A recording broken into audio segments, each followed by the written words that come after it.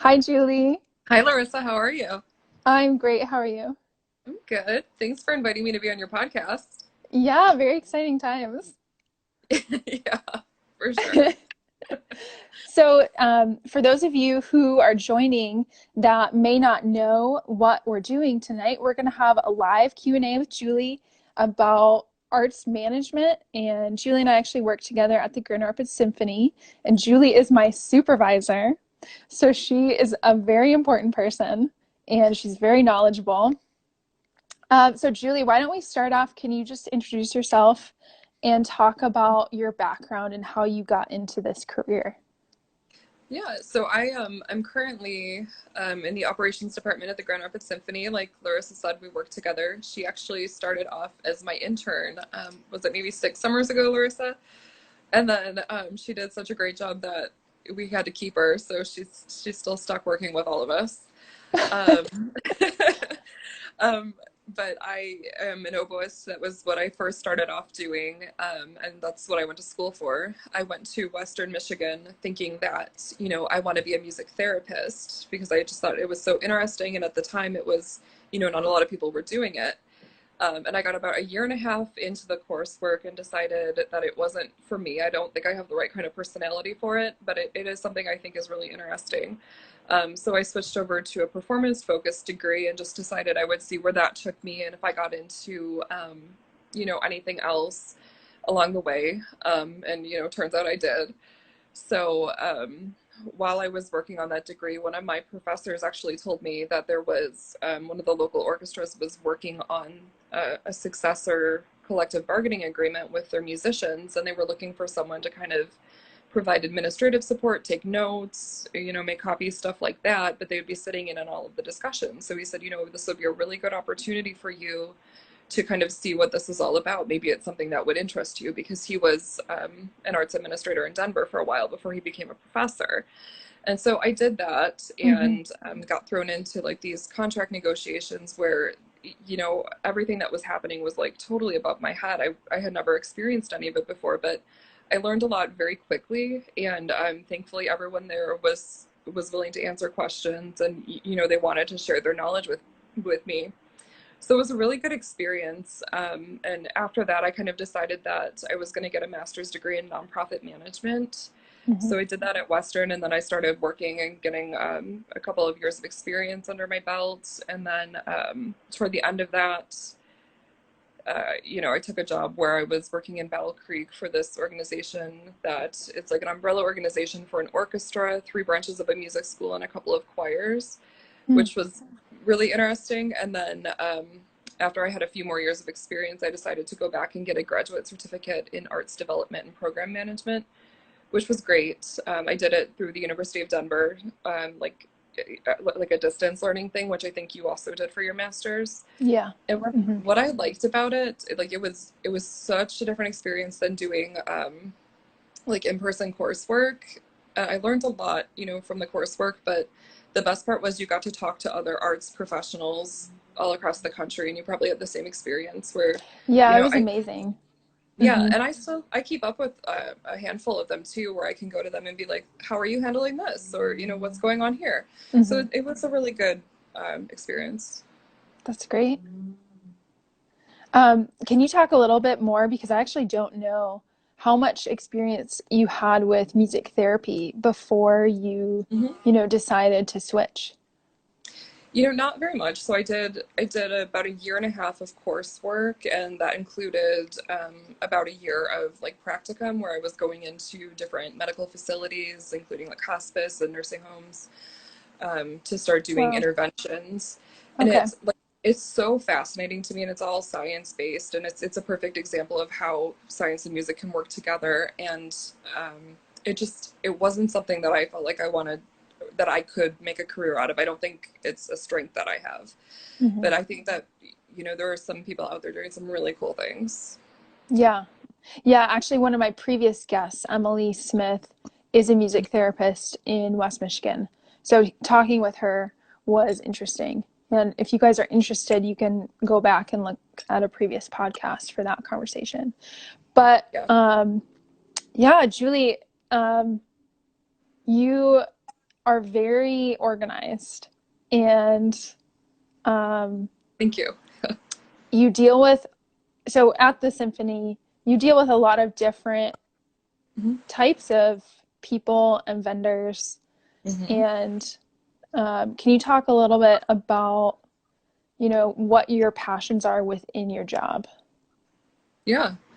I'm really lucky. I've had the opportunity before coming to Grand Rapids and since I've been here to do a lot of really interesting things. Like we worked on a trip to take the orchestra to Carnegie Hall. We've gone up to the Great Lakes Center in Petoskey.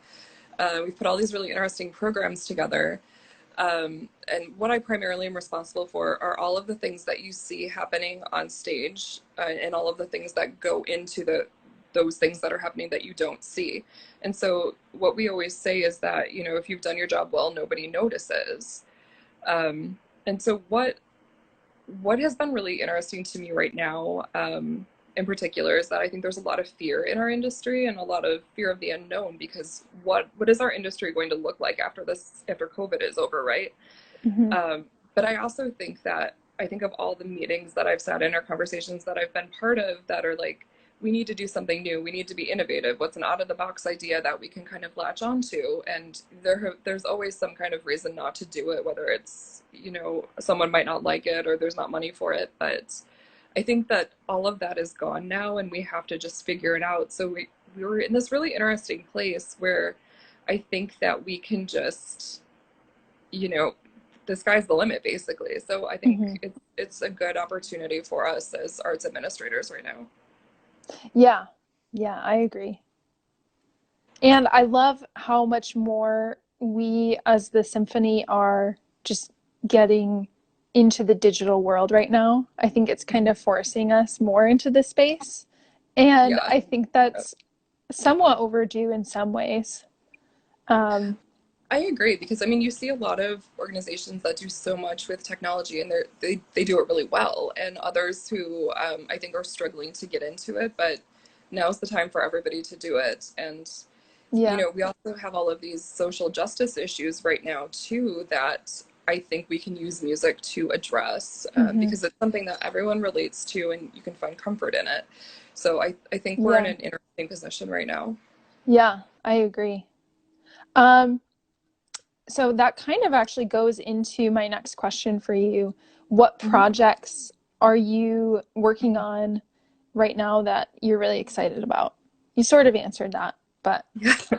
So one thing that I'm working on, and I hope we'll have to be a little bit vague until we announce it to everybody, but we're working on basically this new performance space. It'll be kind of like a studio space where we have the opportunity to do live streaming and recording. And we'll also have all of this really cool technology that will allow us to create a different kind of performance experience than anyone has really seen us do before.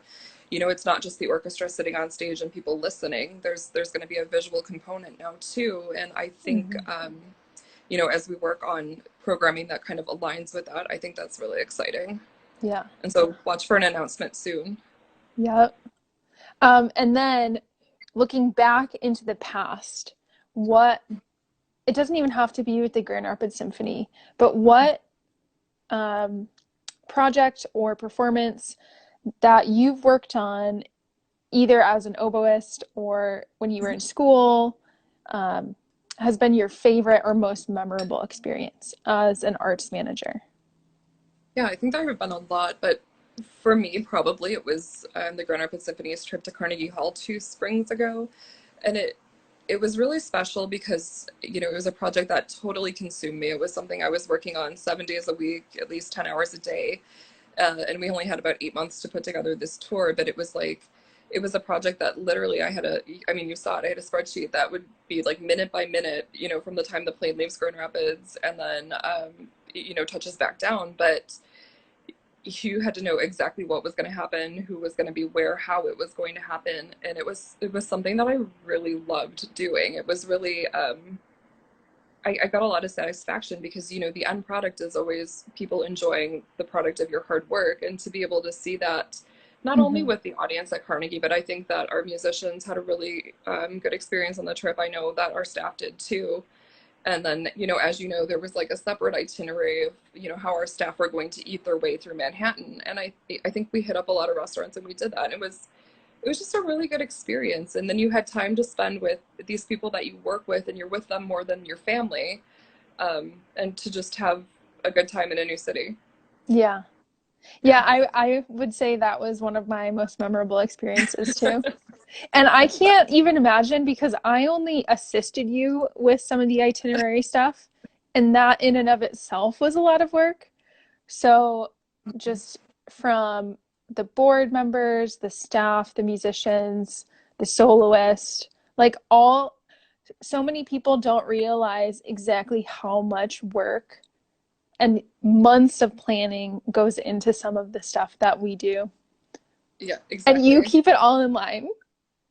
I have a lot of help from you Yeah. and others to do that. Yeah.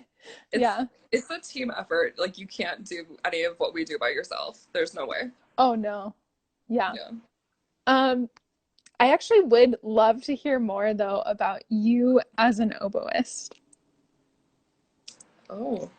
So When I when did you start and how did you come to the conclusion that you wanted to stop playing professionally?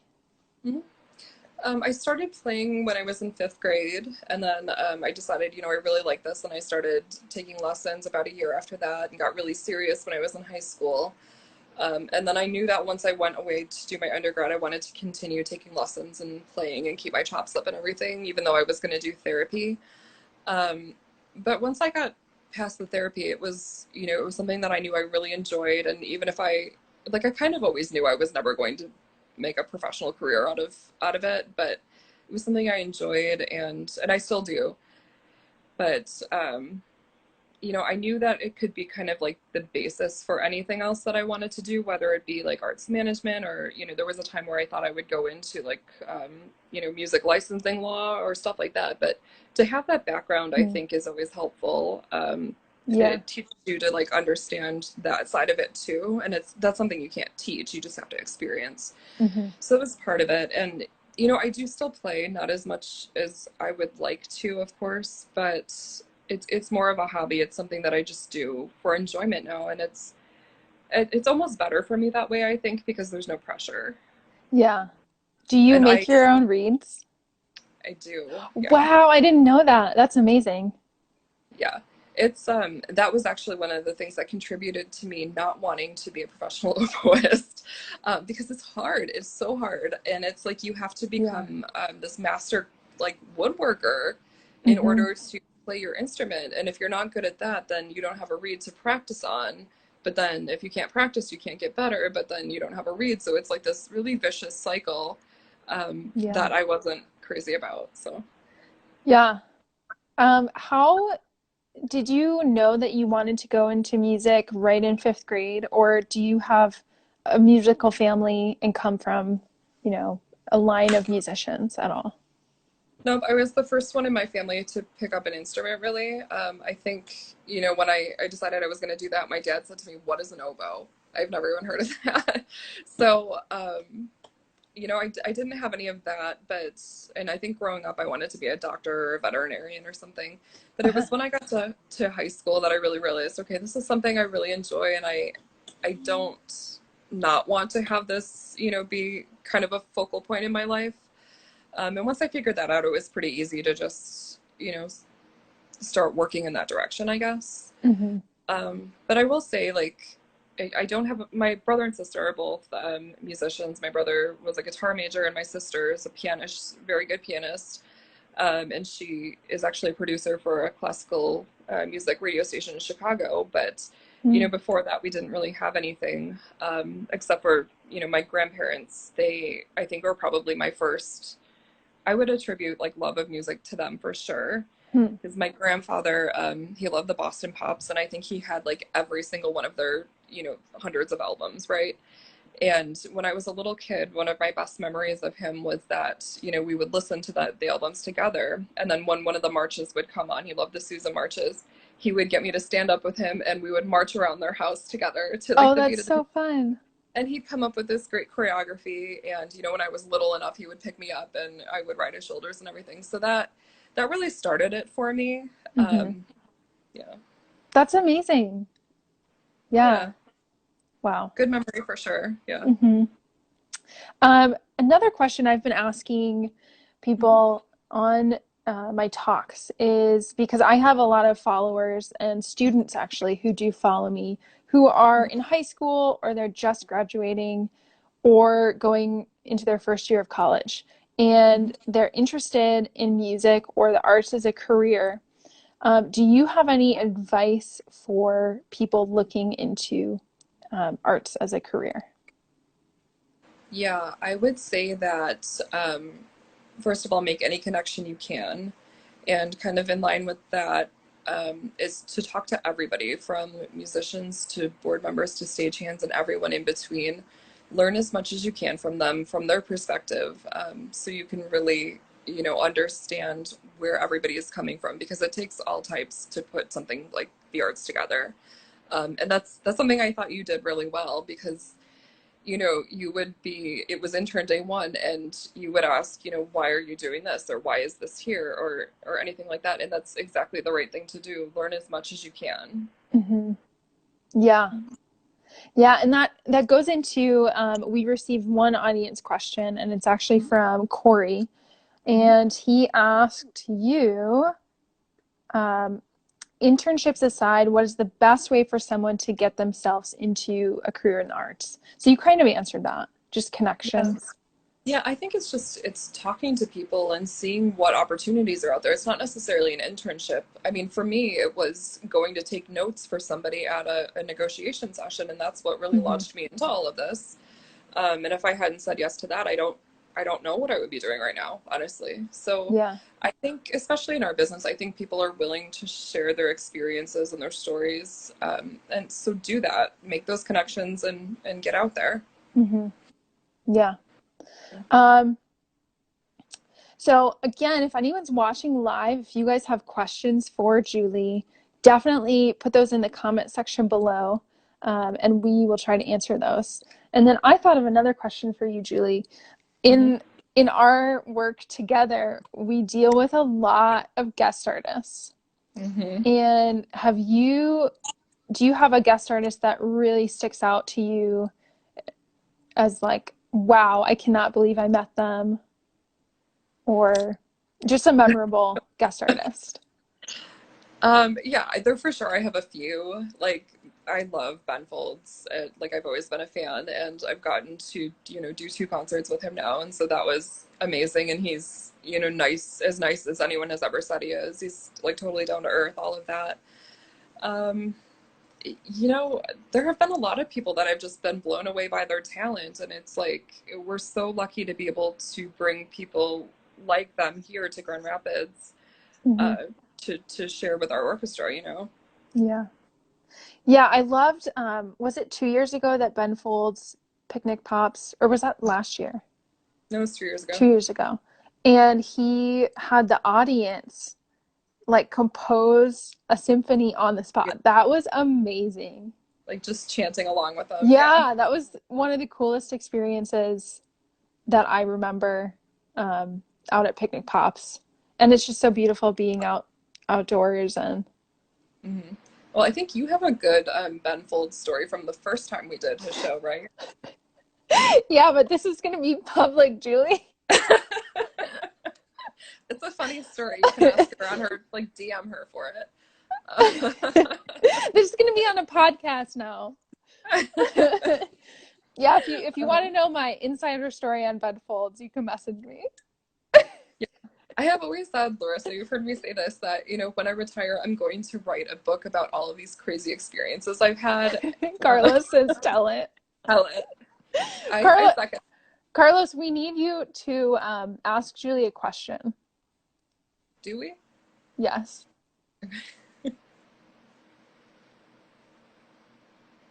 But anyway, yeah. Yeah, you could write a book, Julie. Yeah, well, I'm gonna ask for some help. I'll have some contributing authors, and you for sure will be one of them. So Yeah. there have been What's some. what's another unexpected well, I told the story about at auditions, the trumpet auditions, where a candidate had forgotten they left a trumpet on a chair and then somehow sat down on it and it bent in half. And I still can't believe that happened. But like, Hmm. have you had any other just like out of the blue, like what just happened at an event? Oh, so many, so many.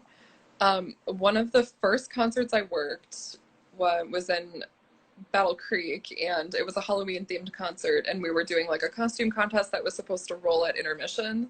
And I had given one of the stagehands the track that I wanted them to play while the kids were parading out on stage, and I was going to wrangle them. And the last piece before intermission was from the Peer Gynt Suite in the Hall of the Mountain King, right? Uh-huh. And so the orchestra's playing that on stage, and all of a sudden, they get about halfway through the piece, and I hear something coming over the PA, and I'm like, what is this, right? And this, we didn't have a monitor or any kind of comm where it was a really low tech theater where I could go out and like see what was happening. Um, but anyway, they had started the piece. Like if it was like the Monster Mash or something. I don't even remember what it was. But they Mm-hmm. started playing that while the orchestra was in the middle of performing. So, and at that moment, there wasn't much I could do except for like run back there and be like, please turn it off. So, Oh my goodness. and that was like my first my first concert I had done. And I, Oh I wow. just remember thinking like, oh my God, I'm gonna get fired, this is terrible, oh my God, I can't believe this happened. But it turns out that it's live performance, stuff like that happens all the time. Yeah. Yeah. Yeah. Mm-hmm. Trying to think of other stories. I don't know. I think one other one I can share quickly is that when I first started working in Grand Rapids, I was tasked with going to Florida on a donor development trip, which you are also very familiar with. Mm-hmm. And it was one where we had, I think, a string quartet and a pianist. And so we did it on one side of the state, no problem. And then we drive over to Palm Beach to do the same concert. And the piano that they had told me was, you've heard this story. They've Mm-hmm. told me, oh, yes, we've just had it voiced. It's been tuned. It's perfect. You won't have to do anything to it. So I showed up early just to make sure that was actually the case. And I get there, and the technician has the piano completely in pieces. Like all the action is out. Like everything is just, it doesn't even resemble a piano. And so I called someone who was my superior, and I said, look, this is what's going on. I think we need to get another piano here. And so I had about 3 hours to figure out how to get a Steinway piano into this country club in an area that I knew nothing about. But we figured it out, Uh-huh. and I had a couple of glasses of wine that night. Yeah. Yeah. The last minute fixes or something that I Those are a think, whole different yeah. Yeah. category. Yeah. Okay. So Carlos did ask a question. Do you want to answer that? What did he ask? He said, have you ever had to fire someone at work? No, I haven't. No. Mm-hmm. No, I work with wonderful people. I haven't had to do that. So this means though that Carlos is my next interviewee. That's right. I'm so excited. When will that episode air, Larissa? Um, Carlos and I have to decide on that date, but I look forward. it will be, I hope, very soon. I And think it will be. actually, Carlos, shout out to Carlos for supporting my podcast and helping me in my giveaways to promote it. So I just want to announce the winner of the giveaway that I just did. It's at Liz underscore door. So I will message you. Thank you for supporting my podcast. Um, so Julie, to close us off, do you can you talk a little bit about why you think, and you already, I think, had some really good remarks on this, but why do you think the arts, especially now, are so important for the community and our world? Yeah.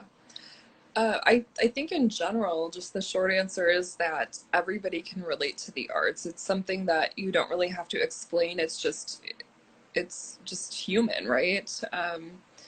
and there are really no barriers to it. And I think that it can tell a story in a way that words can't. So I think right now that we need the arts more than ever. I agree. Yeah. Do you have anything else that you want to say? No, just thank you for having me as a guest on your podcast. You're welcome. This was really great, and I learned some new things about you that I hadn't I'm glad. before. I'm so glad. Yeah. All right. So thank you for being on my podcast, and then for everyone watching, thanks for watching. This will also be live on Spotify this week. All right. Thank you, Thanks, Julie. Larissa. Bye. Bye.